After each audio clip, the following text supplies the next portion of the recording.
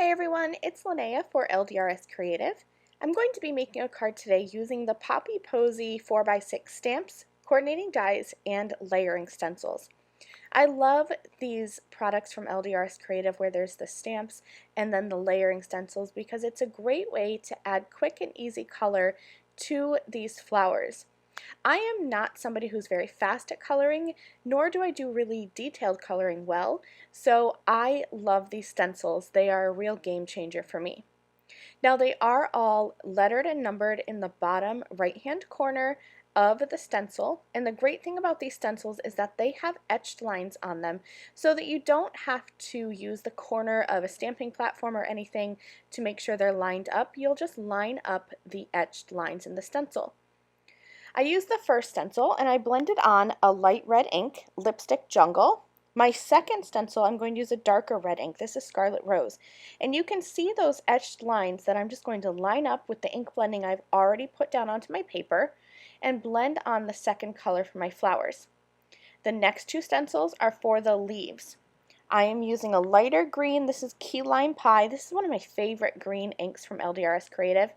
And then I'm going to switch that stencil out and bring in the fourth and final stencil, lining up those etched guidelines, and I will use 4-leaf ink. This is kind of your traditional Kelly green color, and I'll blend that over the stencil, and this is going to complete the ink blending for my card. Now you could definitely leave the image as is and you'll have a no-line colored look, but if you use the Poppy Posy 4x6 stamps, you'll get all of those detail lines, and you can stamp this in any color. I chose to use black, so I have Raven hybrid ink that I stamped over this inked image with, and now you can see all of those gorgeous details. You can always stamp first, but a lot of times I prefer to stamp second. That way I can be sure that I don't get any smudging with my ink. I'm taking the Poppy Posy coordinating dies and using that outline die to cut out this flower cluster, and I'll set that to the side while I work on my background. I have that same large image from the Poppy Posy stamps, and I'm using alloy hybrid ink. And I'm just going to twist and turn this floral cluster and just kind of fill in my card panel. This card panel measures 4 by 5¼ inches, so slightly smaller than an A2 card. I'm not too worried if those flowers don't get into the center of the card because the image that I've already ink blended and cut out is going to go in the center and it'll cover up that empty space.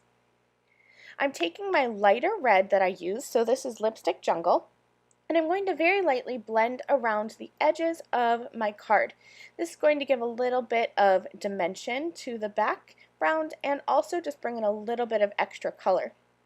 I'm using an LDRS Creative Blender brush and just very lightly blending around the outside.